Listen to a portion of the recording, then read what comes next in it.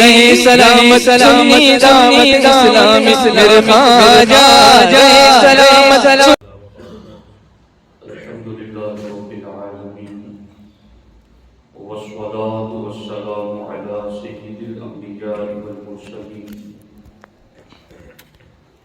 وعلى آلہ واصحابہ اجمعین اما بعد اعوذ باللہ من الشیطان الرجیم بسم اللہ الرحمن الرحیم یا ایہا الذین آمنوا اذا تداینتم بدین الى اجل مسمى فاکتبوه ولیکتب بینکم کاتب بالعدل صدق اللہ العلی العظیم وصدق رسولہ النبی الکریم۔ انتہائی احترام و عقیدت کے ساتھ حضور سید المرسلین خاتم الانبیاء شفیع المذنبین رحمت للعالمین خاتم المعصومین راحت العاشقین صلی اللہ تعالی علیہ وآلہ واصحابہ وبارک وسلم کی بارگاہ میں اپنی غلامی کا ثبوت دیں اور جس طریقے سے میں پڑھا ہوں میرے ساتھ مل کر حضور دل کے ساتھ نذران محبت پیش کریں۔ الصلاة والسلام علیک یا رسول اللہ، الصلاة والسلام علیک یا حبیب اللہ، الصلاة والسلام علیک یا نبی اللہ، وعلى آلك وأصحابك يا نور الله صلی اللہ تعالی علیہ وسلم۔ دوستان محترم، قرآن مجید میں موجود آیات یا ایھا الذین آمنوا پر ہماری گفتگو چل رہی ہے۔ اللہ رب العزت نے قرآن مجید میں ارشاد فرمایا، کاروبار اور تجارت کے حوالے سے قرآن مجید کی اس ایک آیت پر اگر عمل کر لیا جائے تو کاروبار سے متعلق جتنے بھی فساد، بگاڑ، جھگڑے، خون ریزی، قتل، یہ ساری چیزیں ختم ہو سکتی ہیں اگر صرف ایک آیت پر عمل کر لیا جائے۔ یہ اتنی جامع ترین اور ایسی اہم ترین آیت ہے کہ جس میں تجارت کے سارے فسادات کو جڑ سے کاٹ دینے والی صلاحیت اور طاقت ان اصولوں میں موجود ہیں جو اس آیت میں مذکور ہیں۔ میں نے آدھی آیت پر گفتگو کر دی تھی، اس لیے اس کا ترجمہ کر کے پھر آدھی پر ہم گفتگو کریں گے۔ اللہ رب العزت نے ارشاد فرمایا، یا ایھا الذین آمنوا اذا تداینتم بدین الی اجل مسمى فاکتبوه، اے ایمان والو، جب تم ایک مقررہ مدت تک کسی قرض کا لین دین کرو تو اسے لکھ لیا کرو۔ اب یہ قرض کا جو لین دین ہے تو چاہے قرض کا لین دین ہو یا خرید و فروخت کا لین دین ہو یا رقم پہلے دی ہوئی ہو، مال بعد میں لینا ہے، یا مال ادھار پر دیا ہے، رقم بعد میں لینا ہے، اسی طرح سے دکان یا مکان کرائے پر لیتے ہوئے ایڈوانس دیا ہے، اس قسم کی جتنے بھی معاملات ہیں تو ان تمام معاملات کے حوالے سے قرآن کہتا ہے کہ جب تم آپس میں کوئی لین دین کرو کسی مقررہ وقت کے لیے تو فاکتبوہ، پہلا قرآن کا حکم ہے کہ اسے لکھ لیا کرو۔ اب دوسرا حکم کیا ہے کہ لکھے گا کون؟ تو قرآن کہتا ہے وَلْيَكْتُبْ بَيْنَكُمْ كَاتِبٌ بِالْعَدْلِ، کہ تمہارے درمیان لکھنے والے کو انصاف کے ساتھ معاہدہ یعنی دستاویز لکھنا چاہیے۔ لکھنے والا دستاویز لکھے تو انصاف کے ساتھ لکھے، یعنی کسی بھی طرف وہ کمی بیشی ہیرا پھیری نہ کرے، خاص طور پر ان پڑھ لوگوں کے ساتھ اس چیز کا اندیشہ زیادہ رہتا ہے، یا کوئی بیوہ ہے، کوئی چھوٹا نابالغ بچہ یتیم ہے، تو ان کے ساتھ اس طرح سے کمی بیشی، ہیرا پھیری، خیانت اور دھوکے کے معاملات زیادہ ہوتے ہیں۔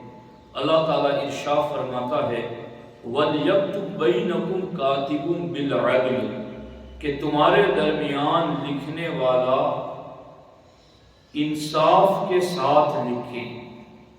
وَلَا يَأْبَ كَاتِبٌ أَن يَكْتُبَ كَمَا عَلَّمَهُ اللَّهُ فَلْيَكْتُبْ۔ اللہ تعالیٰ ارشاد فرماتا ہے اور لکھنے والا لکھنے سے انکار نہ کرے، یعنی اگر کسی کو خود لکھنا نہیں آتا، بچہ ہے یا انتہائی بوڑھا ہے یا نابینا ہے، تو دوسرے سے لکھوائے گا، اور جسے لکھنے کا کہا جائے اسے لکھنے سے انکار نہیں کرنا چاہیے، کیونکہ یہ لکھنا لوگوں کی مدد کرنا ہے، اور لکھنے والے کا اس میں کوئی نقصان بھی نہیں، تو مفت کا ثواب کیوں ضائع کر دیں؟ تو اس لیے جسے لکھنے کا کہا جائے اسے لکھ دینا چاہیے۔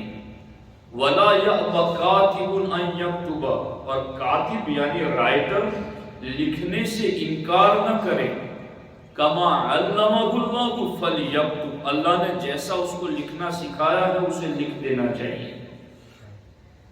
یہ اب لکھوائے گا کون؟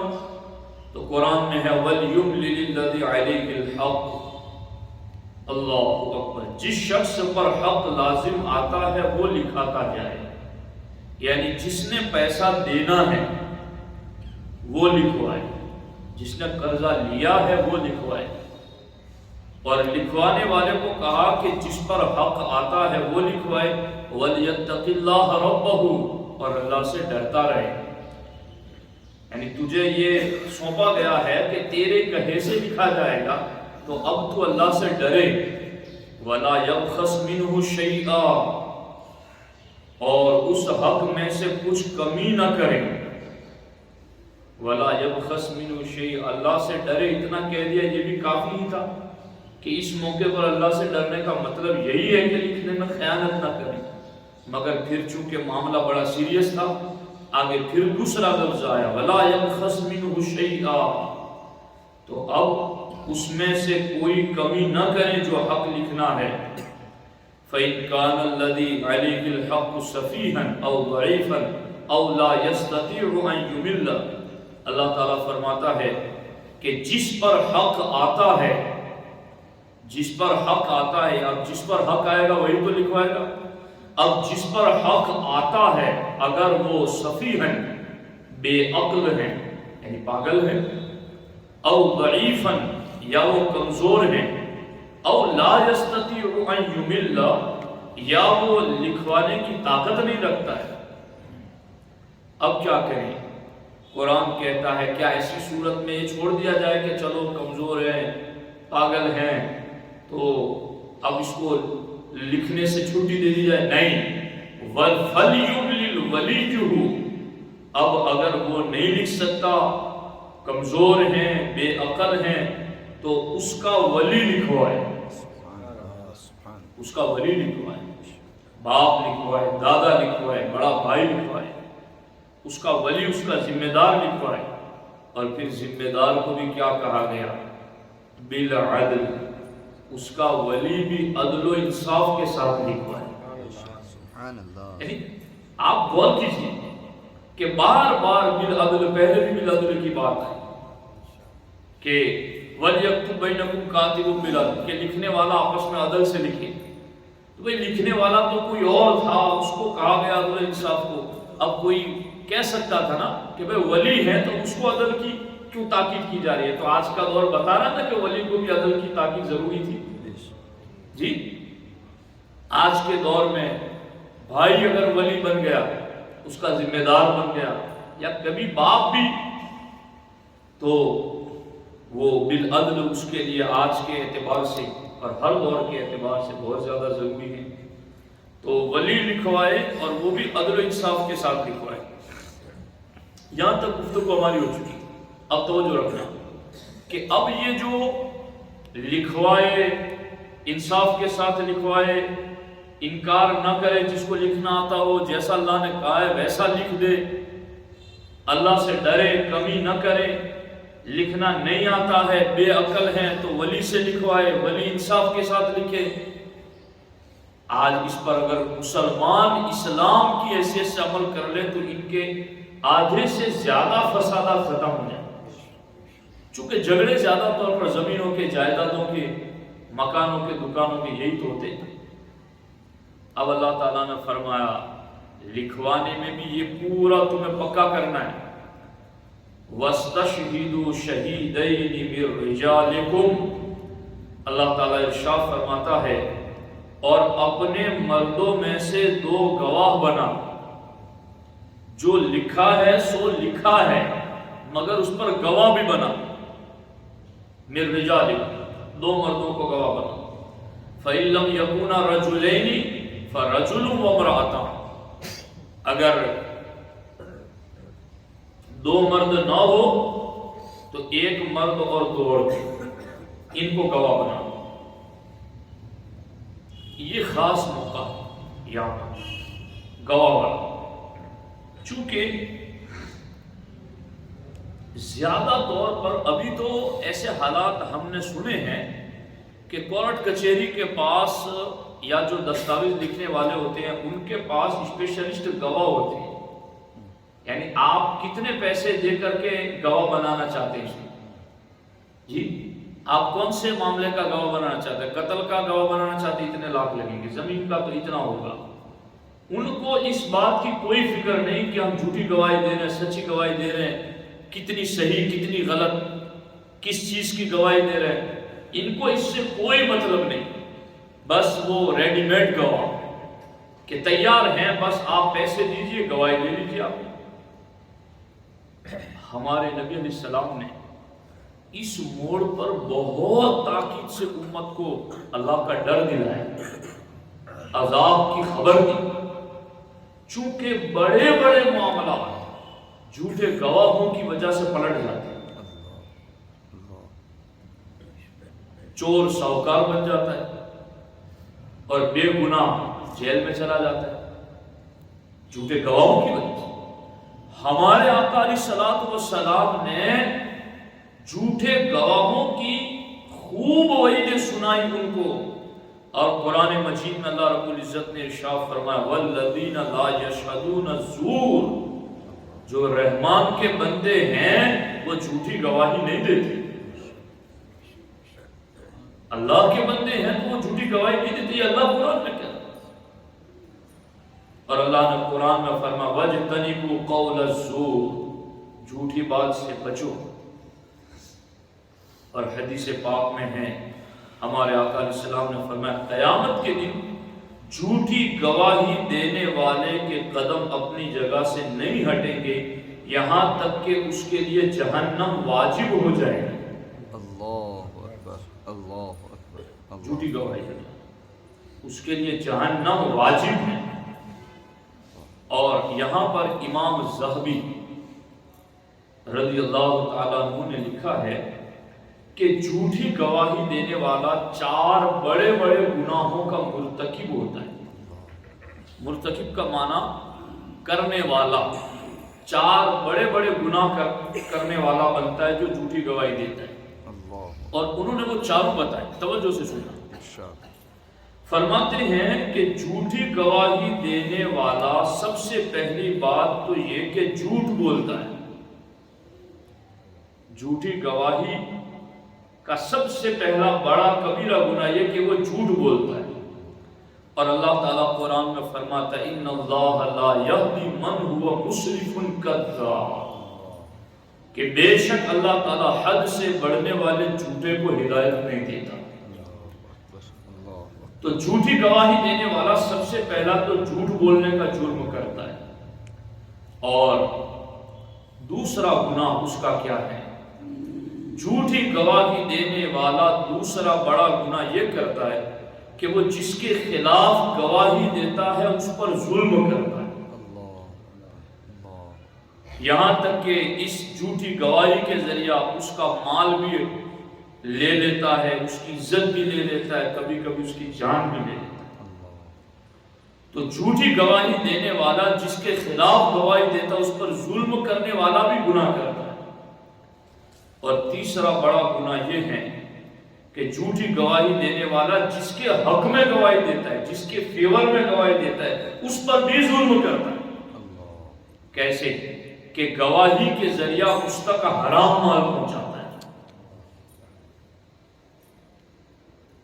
جھوٹی گواہی کے ذریعہ اس تک حرام مال پہنچاتا ہے، اور وہ اس گواہی کے ذریعہ اسے لیتا ہے اور اس پر بھی جہنم واجب ہو جاتی ہے۔ تو جس کے خلاف گواہی دی اس پر بھی ظلم کیا، اور جس کے حق میں فیور میں گواہی دی اس پر بھی ظلم کیا۔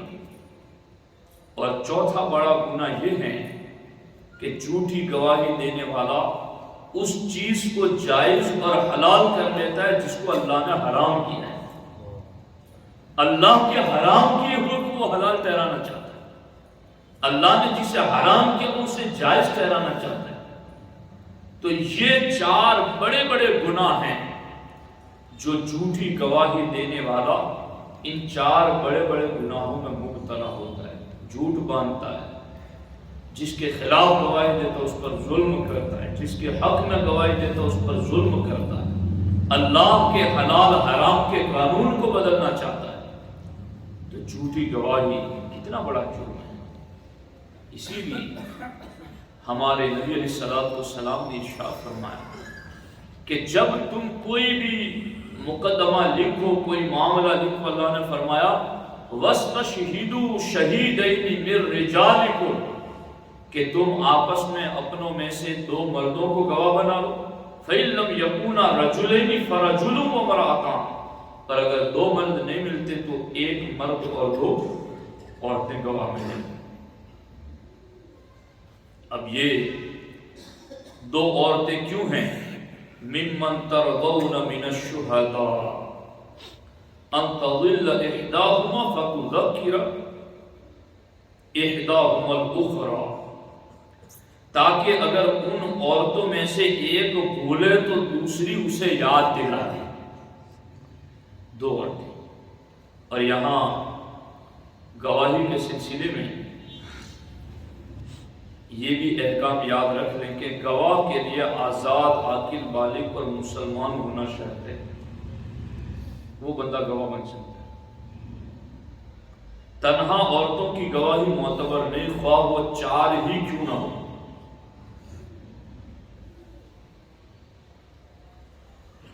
حدود اور قصاص میں عورتوں کی گواہی بالکل معتبر نہیں۔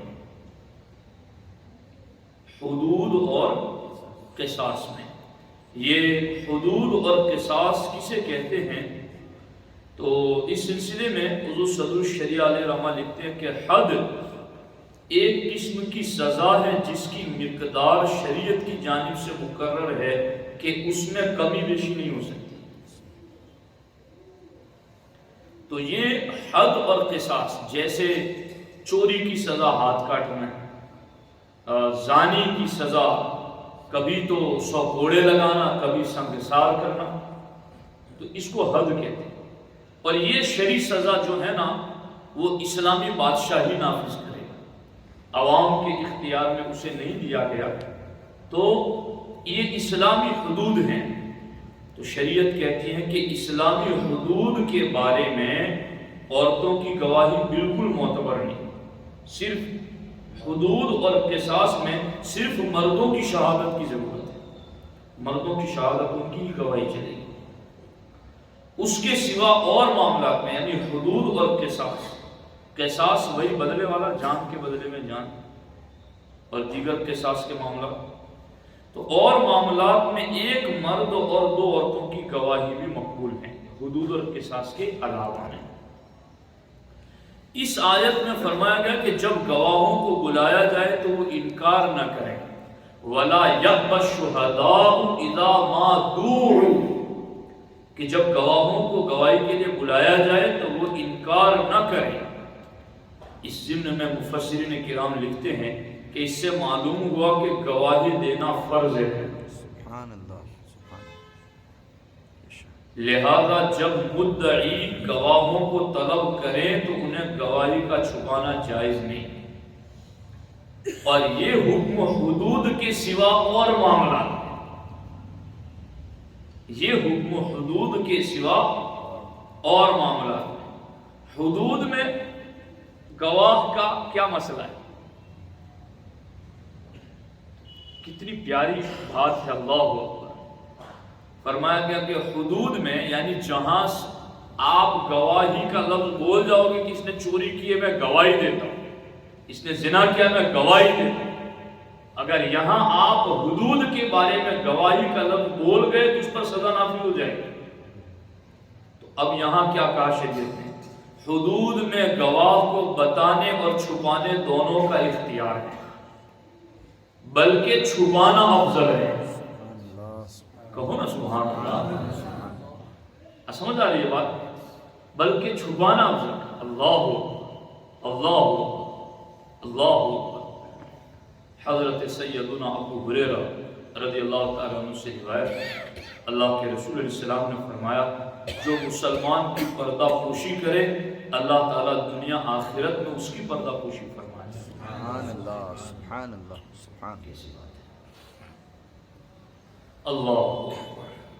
تو یہ ہیں اہم اور ضروری مسائل کہ گواہ بنا لیا جائے اور گواہ گواہی سے انکار نہ کریں۔ اور آگے فرمایا گا وَلَا تَسْأَمُوا أَن تَكْتُبُوهُ صَغِيرًا أَوْ كَبِيرًا إِلَىٰ أَجَلِهِ۔ کچھ لوگ کہتے ہیں نا یار وہ ایک ہی پلاٹ کا مسئلہ ہے، اس کو کیا لکھنا جی، یہ 4-5 فٹ ہمارے بغل میں ہے، اب اس کو کیا لکھنا، پیسے میں نے ان کو دے دیے، تمہارے سے خرید لیا، اب تم سے تھوڑی امید ہے کہ تم میرے خلاف جاؤ گے۔ 5 فٹ جگہ دے لی مکان کے بغل میں لیکن لکھوایا نہیں۔ اب ایک نسل گزر گئی، پھر دیکھو کیا ہوا۔ اللہ تعالیٰ نے فرمایا وَلَا تَسْأَمُوا أَن تَكْتُبُوهُ صَغِيرًا أَوْ كَبِيرًا إِلَىٰ أَجَلِهِ۔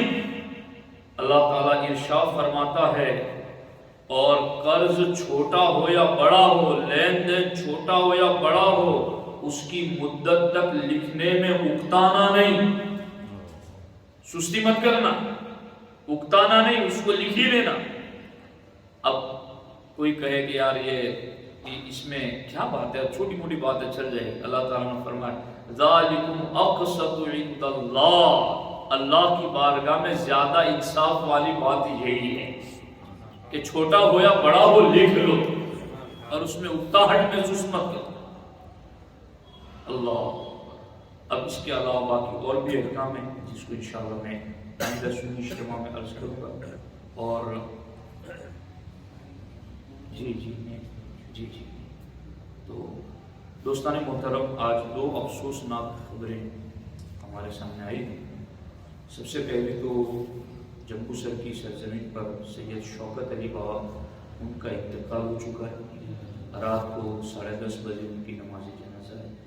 اور دوسری ایک غمناک خبر یہ ہے کہ ہمارے مشہور ثنا خواں الحاج قاری ریاض الدین صاحب، ان کا ایک سخت ایکسیڈنٹ ہوا ہے اور لندن سے کہیں لیسٹر جاتے ہوئے 3 لوگ ہیں اور وہ ICU میں ہیں۔ تو میں آپ تمام سے درخواست کرتا ہوں کہ 3 مرتبہ قل هو اللہ شریف پڑھ لیں اور اول آخر درود شریف پڑھ لیں، اس کے بعد سید صاحب کی مغفرت کے لیے اور ان کی صحت یابی کے لیے دعا کریں۔ بسم اللہ الرحمن الرحیم۔ یا اللہ تیری توفیق سے تیرے پاک کلام کی صورتوں کی تلاوت ہوئی، اوراد و وظائف پڑھے گئے۔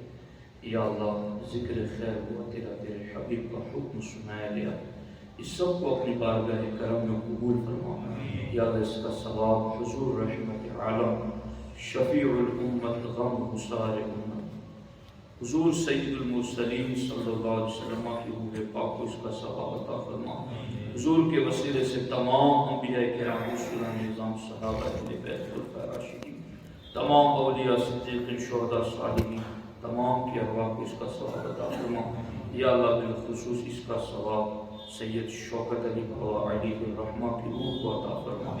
یا اللہ آنے والے مراحل میں ان کے لیے آسانیاں عطا فرما، ان کی بے حساب مغفرت فرما، ان کے درجات بلند فرما، ان کے لواحقین کو صبر جمیل اور اجر عظیم عطا فرما۔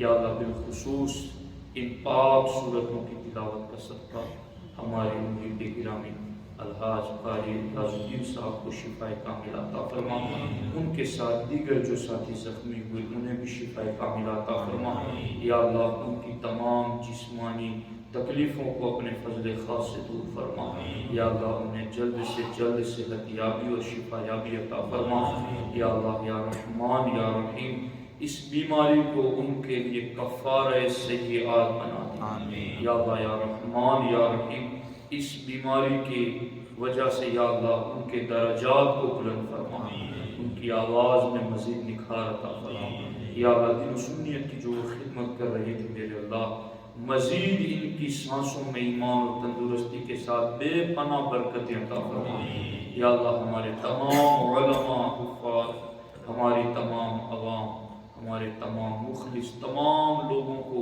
یا اللہ صحت و عافیت عطا فرما، اللہ و ملائکتہ یصلون علی النبی یا ایھا الذین آمنوا صلوا علیہ وسلموا تسلیما، اللہم صل علی سیدنا و مولانا محمد وآلہ وصحبہ وبارک وسلم، وفوض امری الی اللہ ان اللہ بصیر بالعباد، وصلی اللہ تعالی علی خیر خلقہ وعلی آلہ وصحبہ اجمعین برحمتک یا